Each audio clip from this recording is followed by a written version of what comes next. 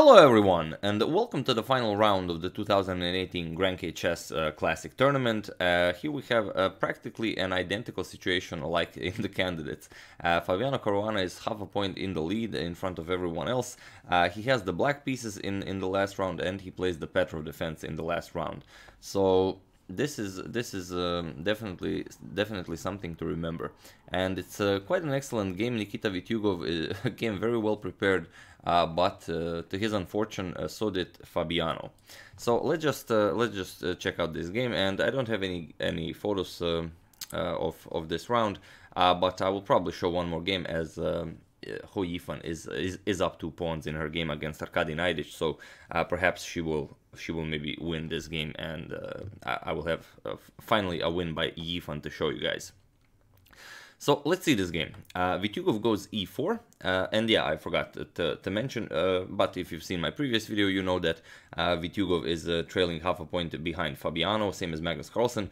So if Vitiugov wins his game, he has like huge chances of winning the GRENKE Chess Classic, because Carlsen is facing Anand with the black pieces, and he basically has to beat Anand with the black pieces to win it. So e4, we have e5, knight to f3, knight to f6, the Petrov defense by Fabiano. This is like the standard now. He plays against e4, he will go for the Petrov every game. It was only against Sergei Karyakin that he lost one game, but you know, other than that, he really creates nice positions and gains a lot of good results using the Petrov. And I do expect a lot of people to you know, start using the Petrov again, and you know, should become quite fashionable. d4, we have the Steinitz attack. Knight captures on e4, d captures on e5. So the same variation that was played in the last round of the candidates between Grischuk and Fabiano Caruana. Here we have d5, knight d2. Vitiugov goes for the same variation Grischuk played against Fabiano, and in the game against Grischuk, Fabiano played knight captures on d2, and this is what Nikita Vitiugov was prepared for. But to his unfortune, Fabiano actually checked this position after the candidates. He went out celebrating, and of course the next day he had a couple of hours to spare, and then he checked this position out on the computer, and he found an improvement. Here he played queen to d7, and queen to d7 is a really weird move. Why do you play queen to d7? I mean, white can simply capture. After he captures back, then queens can come off the board, and basically it seems like you just lost the tempo. But to win the tournament, Nikita has to go for a win as well, so definitely you're not going to play knight captures on e4. Another thing is queen d7, is it actually threatening anything? What's queen d7 doing? That's basically looking like a very weird move, but it is the top engine recommendation. And all the way to this point, although I mean, this is move 5, now it's Vitiugov's turn to make move 6, but up to this point the moves were pretty much blitzed out, and here it took Vitiugov over 10 minutes to decide on his next move. Here, of course, he didn't capture, as you know, that just wouldn't make sense if you want to create anything with white. He played bishop to d3, so developing a bishop, and of course knight to c5 here by Fabiano. Leaving the options for this knight to go either to e6, he would of course enjoy capturing the light square bishop, so bishop to e2, and now g6, preparing to develop the dark square bishop on g7. Knight to b3, and now knight to e6, avoiding a trade of knights. Bishop to e3, now comes c5 with some future d4 ideas, and here knight to g5. Also, queen to d2 was something Fabiano was also expecting, as he did prepare this variation with queen to d7, so he does know some of the ins and outs of the position, but he wouldn't allow bishop to h6 or anything like that. He had h6 prepared, and here after c3, probably bishop to b6, and after castles, bishop to b7. And he said that he was very happy if he got this position with black. He doesn't really see a good move for white here in this position. So after c5, knight to g5. Again, we have b6 here, and here he did think about the early d4, but the early d4, you give this knight a square on e4. Now, of course, you can't capture the bishop because knight f6 check, you lose the queen. So after bishop to e7, now bishop to h6, gaining a lot of space here. and after knight to c6, white could castle, and then knight captures on e5 and f4. So he could grab some material, but it would be a very dangerous position for him. Knight moves, now f5, g captures, rook captures, and you know, this bishop is still on c8, the queen is now ridiculous on d7, the knights are blocking the queen is blocking the bishop, the king side is busted open, the rook is on on f5, eyeing f7, the bishop can come to h5, it could be very dangerous for black, so he doesn't want to go for the early d4. So instead, b6 now. So keeping the c-pawn safe and, you know, waiting to see what Vitiugov will do. We have knight captures on e6, f captures on e6, and now a4. And I did catch a glimpse of an interview with Carlsen and Anand, and Carlsen said that a4 might not have been the greatest of moves, because, as he puts it, the position is screaming for d4, so naturally a c3 might have been a better choice. But okay, a4. Bishop to b7, and now white castled. Here again, even Fabi agrees that maybe c3 was a better idea. Here, there's no reason for white to allow d4. But perhaps Vitiugov also wants some inequality in the position to maybe create some winning chances. So okay, he castles, and now knight to c6, f4, and bishop to h6 now. Of course, you can't really go for f5 or anything here, because your bishop on e3 would be hanging. So a5, and again a very provocative move. Here, if you go for castles, which is something you definitely want to do, you allow this a6 move, and this pretty much again forces your bishop back to c8. Again, your position doesn't look very appealing. The rook can come into the game. The bishop is again locked on c8.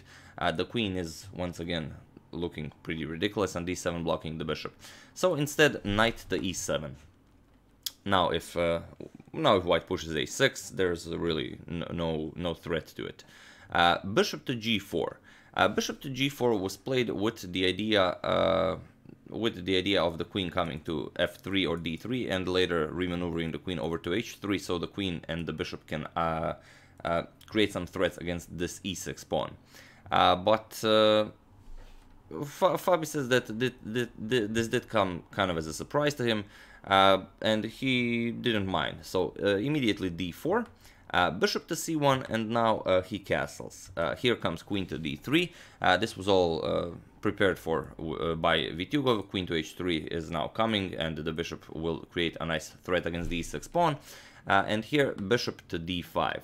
Fabi did consider playing knight to f5, but he don't want to allow bishop to f3 to trade off the bishops here, as he does prefer his b7 bishop a lot more than this weird bishop on g4.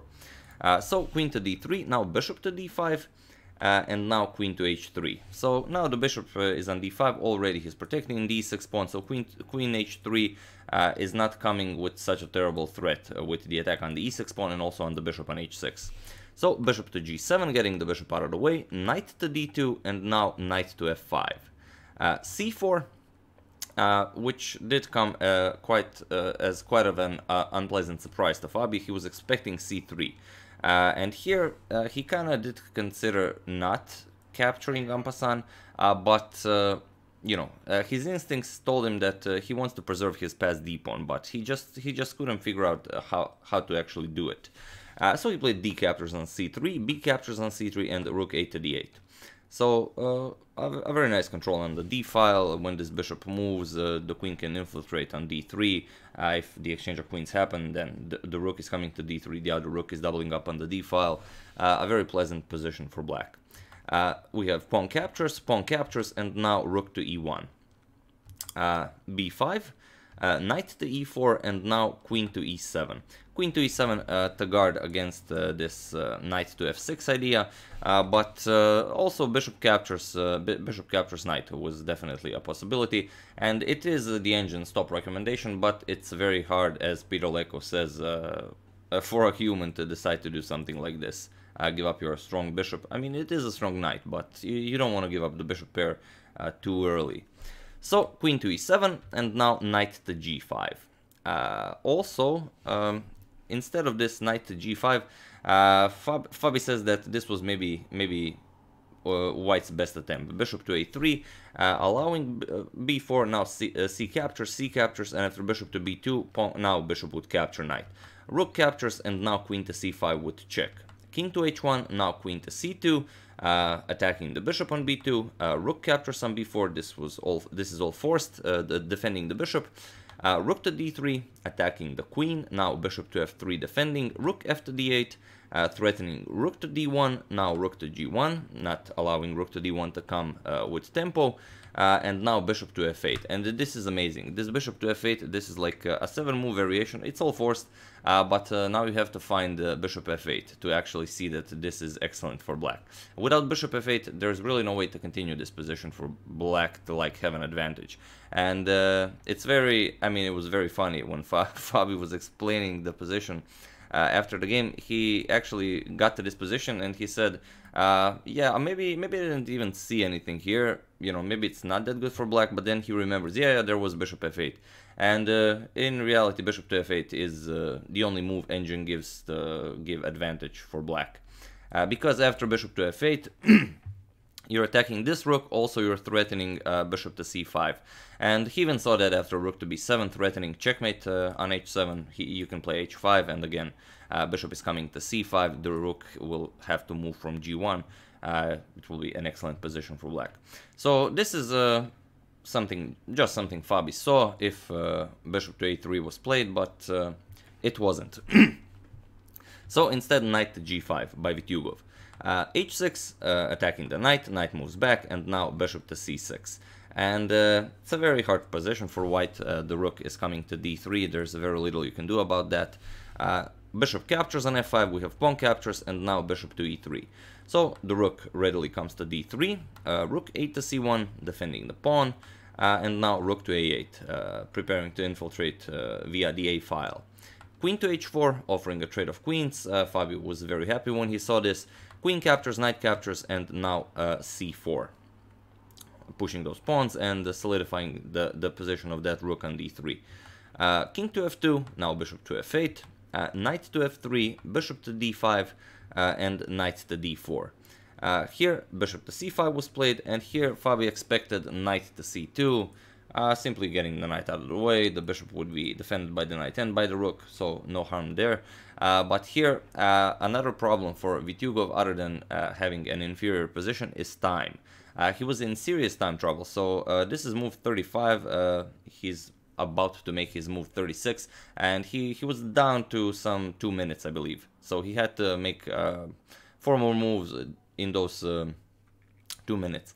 So instead, retreating with the knight, it's like Ivanchuk says, the hardest move to find is with knight back.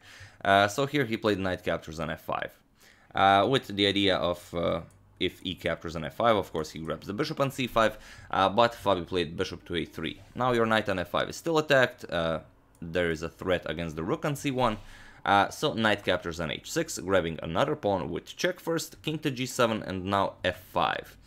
f5, there really wasn't a better move here, and this is move 37, so waiting to make move 38. Whatever you play here, you're still gonna lose a piece. So f5, preparing f6 to create a nice passed pawn. Also, the bishop is now guarding the knight here, but here Fabi simply played bishop captures on c1. He did consider some other things. He thought that maybe rook captures on e3 was like winning instantly, but after king captures, bishop captures on c1, rook captures, and king captures on h6, king d4, and you know, it could be dangerous. He didn't want to risk it. He is up a piece, but he only has 3 pawns, and white king is very active in the center. So no reason to do this. So after f5, bishop captures on c1, bishop captures, now rook captures on c3, f6 with check, and here Fabi played king to g6, and he got off of the table, and he, you know, went on to take a walk. As this is move 40, so the time control has been reached, and it was in this position that Nikita Vitiugov, while Fabiano Caruana was absent from the table, decided to resign the game. So here he stopped the clock, Fabiano came back to the table, he shook his hand, and he resigned the game. So basically Fabiano won this game, and also Fabiano Caruana won the GRENKE Chess Classic. 2018. It doesn't matter if you still don't know the other results, but as Fabiano was half a point in the lead before he even came to the last round, with a win in the last round, he is in clear first place. No one can catch up to him. But yeah, I will show a couple of other games. Like I said, the Hou Yifan and Arkady Naidic game is still being played, with a promising position for Yifan, so perhaps that one, and maybe even the Carlsen Anand one, also a very nice game. But yeah, a spectacular showing by Caruana, not just this game, but the entire tournament and the entire previous tournament. So again, he clenches first place with a win with the black pieces in the last round, and with none other than the Petrov defense. That's amazingly cool.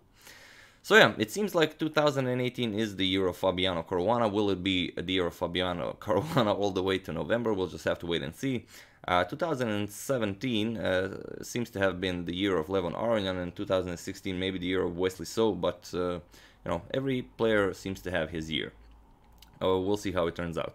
So yeah, basically that's it. I do hope you enjoyed the game and the entire coverage of this tournament. I will probably show one more game tomorrow morning, and then continue with some classics. We should definitely take a rest from modern chess and revisit the actual good chess that was played long ago. So yeah, I would like to thank Brendan Booth for a contribution to my channel. Thank you a lot, I really appreciate it. As usual, you can check 2 of my previous videos here. Thank you all for watching, and I will see you soon, hopefully with another interesting game. Thank you all.